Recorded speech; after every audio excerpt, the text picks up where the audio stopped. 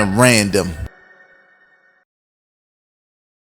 Coming up on this week's episode of Hip Hop Now podcast, my thoughts on Benny the Butcher's new EP, The Plugs I Met, Part 2. Nas's debut album, Illmatic, is inducted into the Library of Congress. And Melle Mel said a lot of things. But then again, he kind of said nothing at the same time. I'm just saying. And he's kind of dressed like a hip hop fan from every era. Just wasn't a good look. Let's do it. Let's get right to the business. Read these headlines. This album must be gone. This album must be gone. Classic album. Come to Hip Hop Podcast.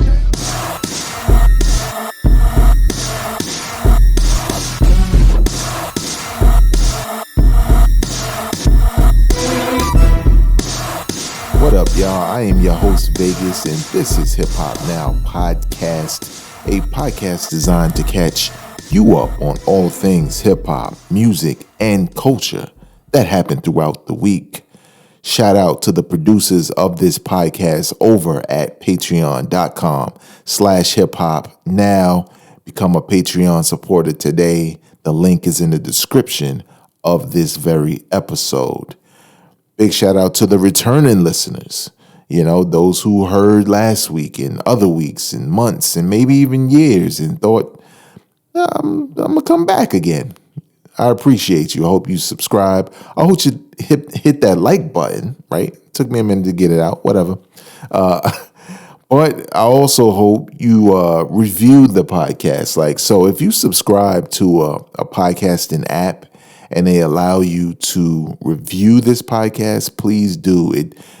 I want nothing but honest opinions. I know they have that on Apple Podcasts, but I'm not sure about every other outlet, but I'm on all of them. And of course, big shout out to the returning listeners of this podcast. The new listeners of this podcast, those that stumbled across it, heard about it, maybe saw me on somebody else's podcast, whatever the case may be. I appreciate you for checking out the show. Hope you like it. If you like it, hit the like button. If you love it, subscribe. But more importantly, share this podcast with people you know enjoy this kind of hip-hop content. Big shout out to hiphopdx.com, allhiphop.com, djbooth.net, XXLmagazine.com, but it's like XXLmag.com, something like that. But these are a couple of places where I get some of my stories from. Let's get right into the business stuff. So if you don't know, Nas's debut album out of the year 1994, you know it, you love it, Illmatic, was and will be, or what basically was announced that it will be inducted into the Library of Congress. Now, if you don't know what that means the album, its audio will be preserved for generations to come, no matter what. So it's one of those things where the album is now anointed as an important piece of art, an important piece of art in a specific time that spoke to a society that really meant something to the society and had an impact on our culture, and not just hip hop, because the Library of Congress is not like a hip hop Hall of Fame. We're talking about in general. Now, there were a couple of other albums and artists that were inducted, but we're focusing on Nas because how has this not happened before? And some might say, right, like, well, it didn't.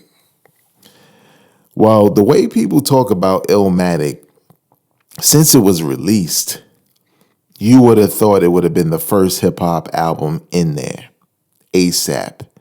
People love Illmatic.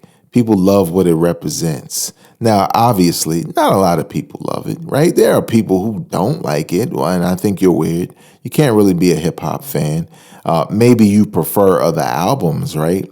but you cannot deny the importance of, or more importantly, the impact of that album, right? Not above other albums. That's not how we do this, right? We recognize albums for what they are, not as opposed to what they compare to. That's just stupid. But with Illmatic, it was about what it meant at the time and how it's kind of stood the test of time as far as that moment. Because, right, we get it. There are a lot of people who get hot, whether it's an actor or a musician or a rap artist or a boxer or some athlete, and people tend to forget about them, right? And they're not even, dead and gone yet. People forget about them. And forget about it if they do die, right? Like, I'll give you a prime example, right? Elgin Baylor. I remember hearing Elgin Baylor's name a lot when I was younger, not because he had just finished playing, because I ain't that old, but the simple fact that there were people who were older than me who still recognized what he did for the game. But as time went on and Michael Jordan became seen as the GOAT, and more time went on, and you got your Kobe's and your Shaqs and eventually your LeBrons and D Wade's, you didn't hear Elgin Baylor's name at all. And unless, you was playing 2K or something like that with the old school teams, with the throwback teams. So that's a prime example of somebody who had an impact on the game, who inspired Dr. J, right? Who inspired Michael Jordan, who inspired LeBron James. But why don't we remember Elgin Baylor, right? So it's one of those kinds of things when we're talking about Illmatic and preserving it. Now, there are other albums that were already in the Library of Congress, like Public Enemy's Fear of a Black Planet, Lauryn Hill's The Miseducation of Lauryn Hill, Dr. Dre's The Chronic, Jay-Z's The Blueprint. You know what I'm saying? And it's not many, right? It's only a handful.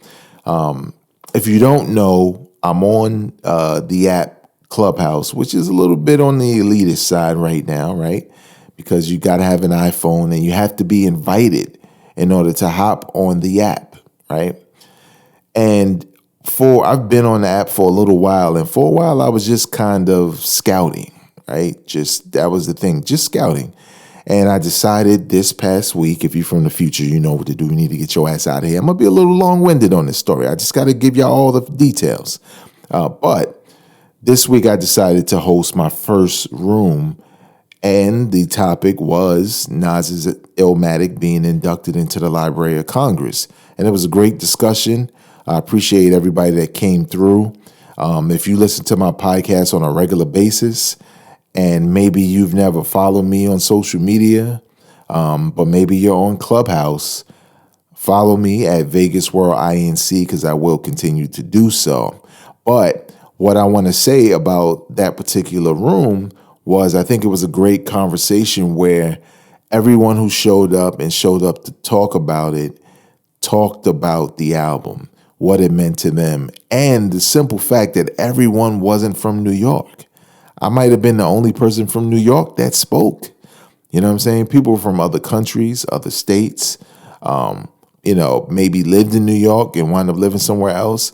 I think it was a very dope conversation about the album and its importance and how much of an honor this is for someone like Nas. I honestly said, and I said this in the Clubhouse, that this is greater than him winning a Grammy. It just is. The Grammy can be very forgettable. People forget how many Grammys Stevie Wonder cleaned up on in the 70s, like where he was just like undefeated in the Grammys. People don't even know about that stuff. You know what I'm saying? So the Grammys could be forgettable. But, maybe for now they'll remember that Nas has one, right, for an album. But it's not Illmatic, and it's not going to be, it's going to be forever, but will the Grammys be forever? Who knows?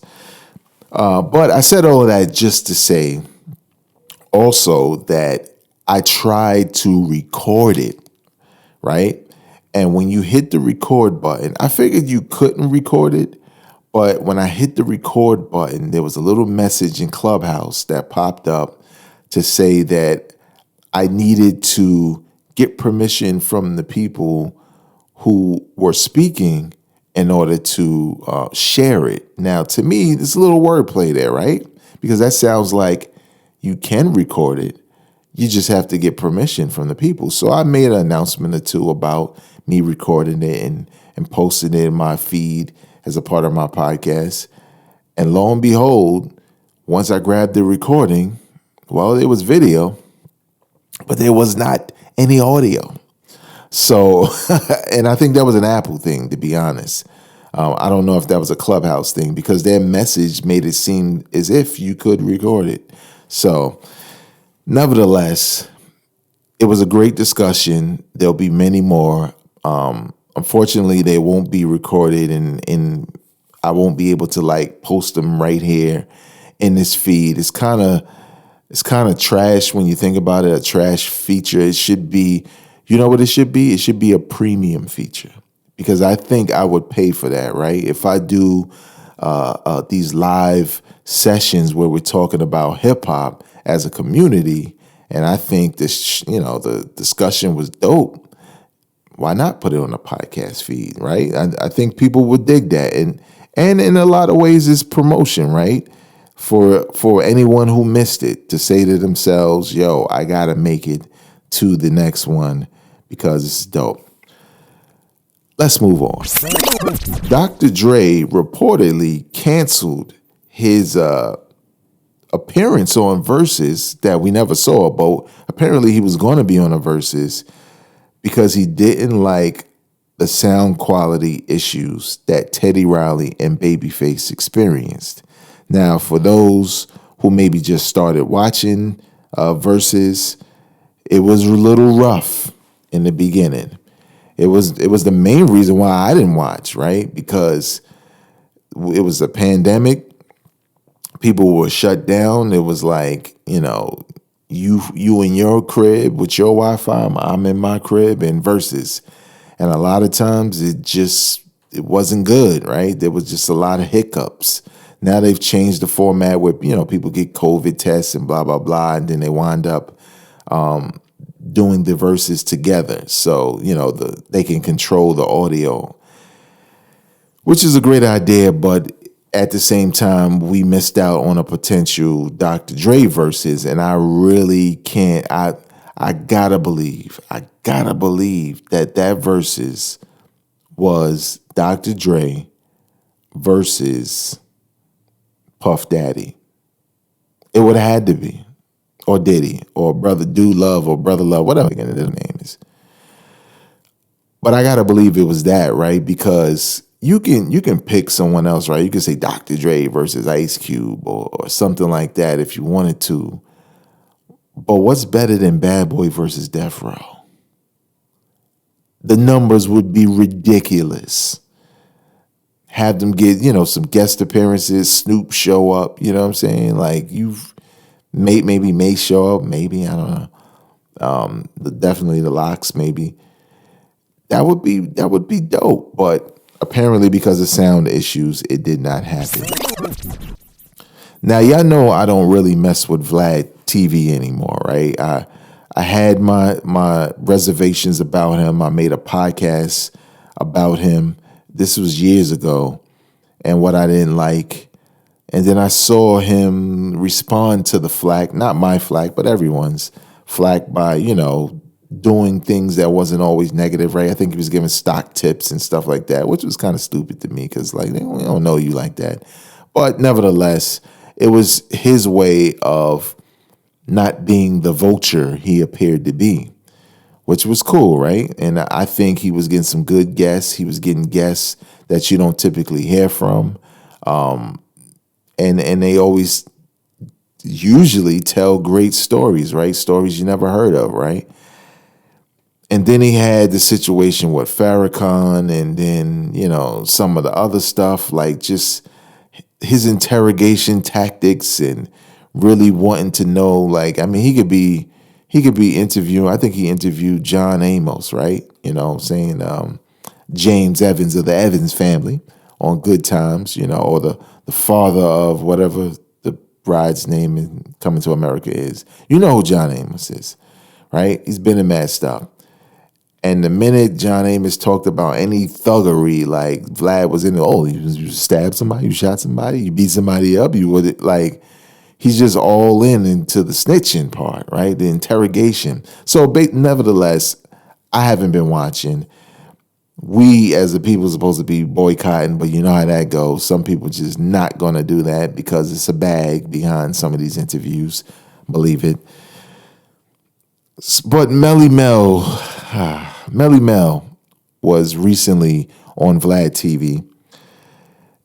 And Melle Mel said these things. I'm not even going to go through all of it. But he said that he can easily out-rap Eminem. And he also suggested that Jay-Z and Biggie are not GOATs. Now, I've heard he said a couple of things that are even worse than that. While dressed like Dipset or somebody in the interview with the false teeth coming forward. Melle Mel is a legend in the game, okay? Let's just not do that, right? Based off of those statements. He's a legend in the game. He is the thing about the message that's dope. He's a pioneer. Grandmaster Flash in the Furious 5, Melle Mel stood out. I believe he's from Brooklyn. If not, he for damn sure lived a block away from me because I would see him all the time. He was unmistakable because he belonged in the WWE. That's how huge he was when I was growing up. But stop it, Melle Mel. I don't care that Eminem's white. I don't care that Melle Mel is black. I don't care that Melle Mel is a pioneer. I don't care whether you think Eminem is a legend in hip hop or not. Melle Mel is not out rapping Eminem. Now, if this was KRS-One saying this, I might be like, okay, I'd like to see that one. I'd definitely like to see that one because I'm sure Chris is ready. But Melle Mel, let me tell y'all something, right? I'm not here to bash the pioneers, right? My feelings about him, about who he is, will never change. But he gotta chill. He gotta be quiet. He gotta stop trying to run up the numbers for Vlad so Vlad can bring him back and he can get another bag, bars. Okay? He gotta stop. Because it's not helpful, man. Nobody believes you. And to suggest that Jay-Z and Biggie are not GOATs, let's just keep it 100. You probably got to be of a certain age to be asked, who's your GOAT? And you say Melle Mel. You got to be of a certain age. By that, I mean old. No disrespect, but it is what it is. I'll be old one day, you'll be old one day, but let's just keep it 100.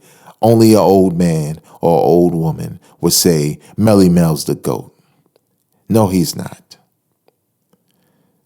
He's had his biggest contribution to hip-hop, not his only contribution, but his biggest contribution to hip-hop, his conscious lyrics on the message. That, like, literally, that is his greatest contribution to the hip-hop game. And White Lines was no slouch either.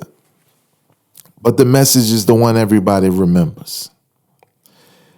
Don't push me because I'm close to the edge, for those who don't know. That's the message. Look it up. Go stream it. Maybe he get a bag off of that. I don't think so, but whatever. Nevertheless, when it comes to GOAT talk, certain people are in the conversation and certain other rappers are not. They just aren't. And it's not just Melle Mel. It's a whole host of legends who are not in that conversation because their contributions, though may be important or big or whatever way you want to slice it, the quantity is very low, right? It's very low. Remember I was speaking earlier about what they remember you by and preservation. I think the message, if it's not already in the Library of Congress, it should be. Because that song, sparked a lot in rap, right? It meant that your lyrics didn't just have to be about partying. right? And cold rocking the party. It meant that your lyrics can actually say something. You can actually speak to the community. The Message did what Nas did before Nas did it. What people got from Illmatic, right? The imagery in the lyrics, the street tales, the poetry of all of it, the storytelling of the messenger of the hood, known as a rap artist. The thing is people praise Illmatic for a lot of those qualities, but the Message is the one that did it first. And Melle Mel was up front. He is the most memorable person on the song. But no way is he out rapping Eminem. He is just not. Especially not dressed like that. Usually he dressed like one of them black managers from wrestling. You know the ones I'm talking about. Teddy Long and them, right? Jerry Curl. Hold on, player. Usually he dressed like that with the one Bluetooth in his ear. Now he dressed like Dipset. Stop it. Please, you're embarrassing all of us. All of hip hop, all at once. Let's move on. Method Man says that he finds it suspect that new rappers seem to be so rich. And he says, where they getting this money? I don't know. It is weird, right? When you calculate it, right? Some people will say, well, maybe they're not making that much money. Maybe they're just spending it on a lot of jewelry and cars and things that look flashy to make themselves appear to be richer than they are. But rappers been doing that for years, so I assume Method Man will be able to spot that quickly. But I don't think that's it, right? I think what Method Man needs to recognize is a younger generation does not care about those traditional hip hop rules. Everybody's hot to them. So when they go to do a show, it is packed. Packed. So then that show money, those prices go up. And they're astronomical. And a lot of these promoters and club runners are paying it because of, people showing up. They're probably making a killing at the door. They're probably making a killing at the bar. Some of these young cats, you know what I'm saying? I talk about them all the time, right? They got the one hit and then we on to the next rapper. But they be getting a bag, though. Now, I don't know how much of that they're investing to prolong their career or even their lifestyle, you know what I'm saying? But all I know is that when they are on demand, they are on demand and they charge and they get paid. But it's still a lot of gold chains and whips I'm seeing. Think about it. A lot of the times you ain't seeing these dudes' cribs. The older rappers, you get glimpses of where they live and all of that. These younger rappers, you don't really see them living in no mansions and stuff like that or buying land. You just never hear that, right? They just be in like luxury apartments and that's it. So I don't know, Method Man. You tell us. You closer to the situation than most of us. Speaking of rich, Jay-Z and Kanye West's song off of the Watch the Thrones, I was going to say soundtrack, album, N-Words in Paris, because this is a family show, even though I kind of said the word earlier, but you ain't hear that, is really close to going diamond. And if you don't know what diamond is when you sell 10 million records. There's only a chosen few when it comes to diamond, which is a good look for them. But this is my thing. I never understood why that song was that popular. I liked it when I heard it. I still like it now. But I felt like I liked songs off that album way more than that. But for some reason, that song is just like incredibly popular. And I really think it's the track. I think people just love the track and they love the hook. You know what I'm saying? It's just a song that's just made for a club, made for stadium performances. So it's hands down their biggest record, but as far as being my favorite record, it's not. It just isn't. Versus announced a schedule that shows that, there's a couple little soul and R&B people who are going to match up, but also you're going to get a versus of Method Man versus Redman, which is a no-brainer. Should be really dope. A lot of joints there. We're coming fresh off of Raekwon versus Ghostface, which I didn't see because I was kind of, in the wind, not out in the COVID streets of Miami nowhere. But I didn't get to watch it, and then time passed, and I was just like, yeah, I'm not going to watch it because I'd rather watch it live. But from what I heard, it was really good and, nostalgia trip for those who love it. I'll probably do the same with Method Man versus Redman because, again, I have nothing against verses. It's just I'm the type of dude, I don't really go to shows, right? Like I go to shows because I like bands. So like I went to see D'Angelo because I knew he had a band and I'm a big D'Angelo fan. But if D'Angelo was up there singing and maybe he just had a keyboard and a DJ, I probably wouldn't have been into it. But if you come with a band, then, I just like the live essence of a band, which I, in some ways, feel is, better sometimes. But nevertheless, I have and own a lot of this music. And sometimes it doesn't really do much for me to listen to it. So, but enough about me. The thing that stood out is there's a hint that there'll be a Lil' Kim versus. And Trina was making a case for her to do a versus against Lil' Kim. Now, I could see why she would feel like that would be one to do, right? Because her and Lil' Kim, they don't have no beef. And, they kind of both had the sex appeal and the sexy rhymes and, they kind of approached hip hop in a lot of the same ways. But, like I know, if you're looking at the majority of these verses, that is not the matchup the people want against Lil' Kim. You know what the matchup is. Now, I'll say this, the matchup probably won't happen because the beef is too real and it's like it will never die.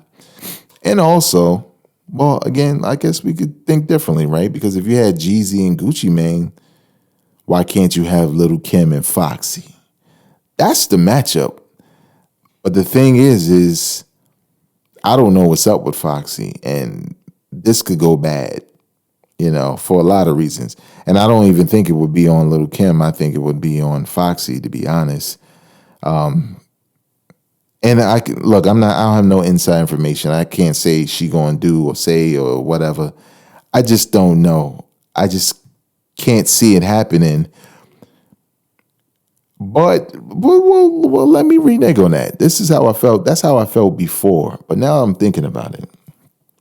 So in the verses, because I'm thinking Lil' Kim washes Foxy. Lil' Kim just has too much. But they did do a remix song together, right? Where they can bring the same ladies in to do that remix or not, whatever. But they were on a song together. One song, at least, that I can remember. But I think because it's similar to the Jadakiss and Fabulous stuff, right?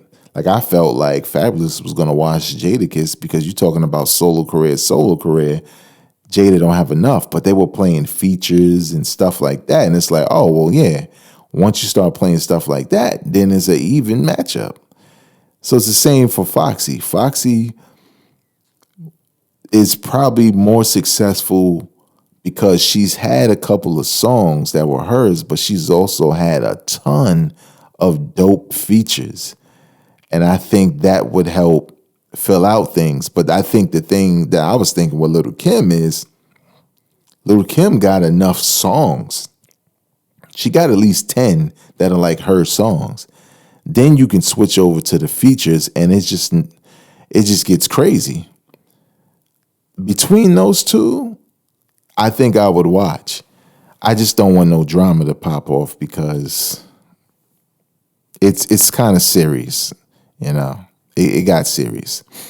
And lastly, Benny the Butcher released his follow-up EP, The Plugs I Met 2. The Plugs I Met is probably, it's too soon to say it, but I'm going to say it, probably kind of classic status. I thought Tana Talk 3 was also, but I feel like The Plugs I Met, the first one, it just doesn't get old. I don't think it ever will.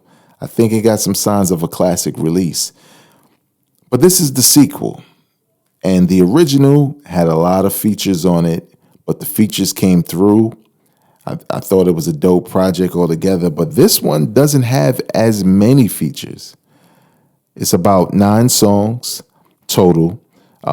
Does features like Chinks is on here. Chinks Drugs, if you know what you know. You know, if you know, you know. You know what I'm saying? Bars, because you know how y'all do bars. Y'all rhyme the same words. 2 Chainz is on here. Fat Joe, French Montana, Jim Jones, and Rick Hyde is on here. And I think, because I'm going to just get to the point, I think this is a worthy follow-up to The Plugs I Met. Because it has features, but it's a different project. I don't know if maybe he felt like, you know, people were saying, yeah, I just wish it didn't have so many features. So he decided to dial that back some. But man, Harry Fraud was on the production. I was a little skeptical, a little afraid. Not because Harry Fraud is whack to me, but he just did a whole project with Jim Jones, and I was just underwhelmed.